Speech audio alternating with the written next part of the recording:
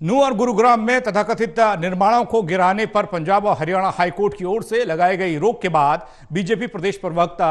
कृष्ण ढुल्ल ने स्पष्ट कर दिया कि अगर सरकार की 1 इंच भूमि पर किसी ने अतिक्रमण किया तो अदालत की अनुमति से अतिक्रमण गिराए जाएंगे। उन्होंने बताया कि सरकारी जमीन पर अवैध निर्माण किया गया था, जिसके चलते 60 एकड़ भूमि पर 150 से ज्यादा ढांचे गिराए गए हैं। वहीं उन्होंने बताया कि अब तक 142 एफआईआर दर्ज हुई हैं, 312 लोगों को गिरफ्तार किया गया है। नूंह घटना को लेकर अभी तक कितने लोगों को गिरफ्तार किया है और उन पर क्या कार्रवाई की गई है, इस मेरे साथ हैं प्रदेश भाजपा प्रवक्ता कृष्ण ढुल्ल। इनसे जानते हैं कि अभी तक क्या कार्रवाई की गई है। जी गाबा जी, पहले तो मैं बताऊं आपको कि जो नूंह की जो घटना है वो बड़ी संवेदनशील घटना है और इस पे बार बार समाज की तरफ से, पार्टियों की तरफ से भी ये आ रहा है कि हमारे नूंह में जितने भी लोग हैं वो एक तो भाईचारा कायम करके रखें और किसी प्रकार की अफवाहों पर ध्यान ना दें। दूसरा, अभी तक हमने जो एफआईआर दर्ज की है गाबा जी, वो 142 के आसपास 142 एफआईआर दर्ज कर दी हैं, 312 लोगों को गिरफ्तार कर लिया गया है और 106 लोगों को संदेह के आधार पर अभी हिरासत में लिया गया है। भाव ये है कि किसी भी रूप में लॉ एंड ऑर्डर, जिस पर बार बार आपत्ति की जा रही है विपक्ष के द्वारा कि हरियाणा में लॉ एंड ऑर्डर ख़त्म है, मैं हरियाणा प्रदेश के लगभग 3 करोड़ मतदाताओं को ये विश्वास दिलाता हूँ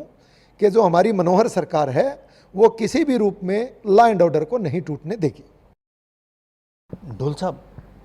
आम आदमी पार्टी ने आरोप लगाया है कि जो नूंह घटना के लिए भाजपा और कांग्रेस जिम्मेदार है। आम आदमी पार्टी के आरोपों में कितनी सच्चाई है? नहीं, मुझे नहीं लगता आम आदमी पार्टी की बातों में कोई सच्चाई है और मुझे लगता है कि जब इस लेवल पर राजनीतिक नहीं होनी चाहिए, जब इस प्रकार की कोई संप्रदायों का जब झगड़ा रहता है तो मुझे लगता है उस पर राजनीति नहीं होनी चाहिए। आम आदमी पार्टी के खुद एक लीडर, वहाँ के जो लोकल स्थानीय लीडर थे जावेद अहमद, जिन्होंने वो इस प्रकार का आपत्तिजनक भाषण दिया था, उनको गिरफ्तार कर लिया गया है, उन पे कार्रवाई करी जा रही है और निश्चित तौर पर जो भी कानून को तोड़ने वाला व्यक्ति है, और मुझे आम आदमी पार्टी के ऊपर तो आप देखें वो हमेशा ही अलगाववाद की बात करती है। उनके सुप्रीमो अरविंद केजरीवाल ने पंजाब में क्या किया था, जो लोग अलगाववादी थे उनके घरों में जाकर के नाश्ता और भोजन करने का काम किया, तो वो आम आदमी पार्टी के सुप्रीमो अरविंद केजरीवाल जी ने किया। तो उनके मुख से तो इस प्रकार की बातें और उनके पार्टी की जो गाइडलाइन है उससे अगर ये बातें आती हैं कि ये भाजपा ने किया है तो कम से कम उनको तो ये नहीं बोलना चाहिए, उनको अपने गिरेबान में जरूर झांकना चाहिए। ढुल्ल साहब,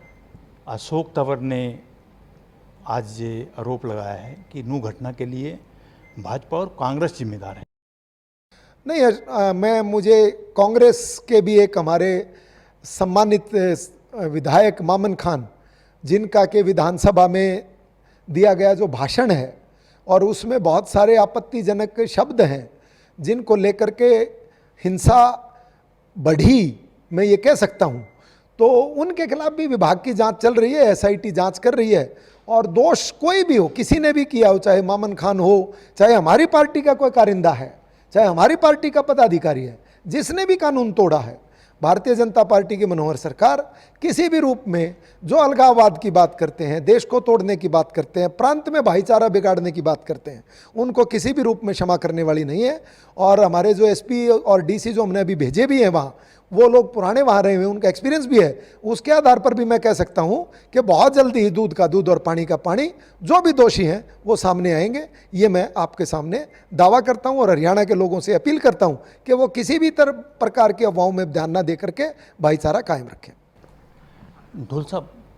जो निर्माण तथाकथित गिराए जा रहे थे उसको लेकर भी अदालत ने संज्ञान लिया है, क्या कारण है कि अदालत को संज्ञान लेना पड़ा? हाँ, नहीं, मुझे थोड़ा सा आश्चर्य हुआ कि करीब करीब हमने 60 एकड़ ज़मीन पर, और अगर मैं बात करूं कच्चे और पक्के की, तो 150 से ज़्यादा ढांचे जो कि अवैध रूप से बिना किसी परमिशन के सरकारी ज़मीन पर बनाए गए थे, उनको तोड़ा है। तो न्यायपालिका में भी मुझे लगता है कि थोड़ा सा अभी देखने की गुंजाइश है। मैं प्रश्न चिन्ह नहीं उठा रहा हूँ न्यायपालिका पर, लेकिन उनको ये देखना चाहिए कि किसी भी रूप में उन्होंने हमारे को नोटिस जारी किया है कि आपने जिन निर्माणों को तोड़ा है तो क्या वो वैध थे, क्या उनकी कोई लिटिगेशन थी? तो निश्चित तौर पर लिटिगेशन थी, तभी तोड़ा है। अभी उन्होंने रोका है हमारे को ये करने के लिए, पर बहुत जल्दी हमारा सरकार की तरफ से जो प्रतिनिधि कोर्ट में जाता है वो बहुत जल्दी इसको स्टे को भी वेकेट करा रहा है और हम एक हल्फनामा जो है वो दायर कर रहे हैं। और मुझे नहीं लगता कि हरियाणा की 1 इंच भूमि पर भी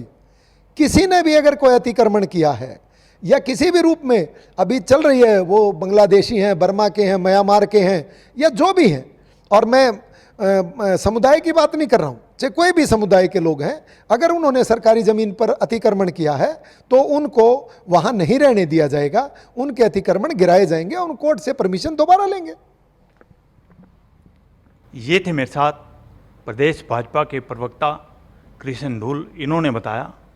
कि अभी तक नूह में क्या कार्रवाई की गई है। Anil Kumar, total news, Chandigarh.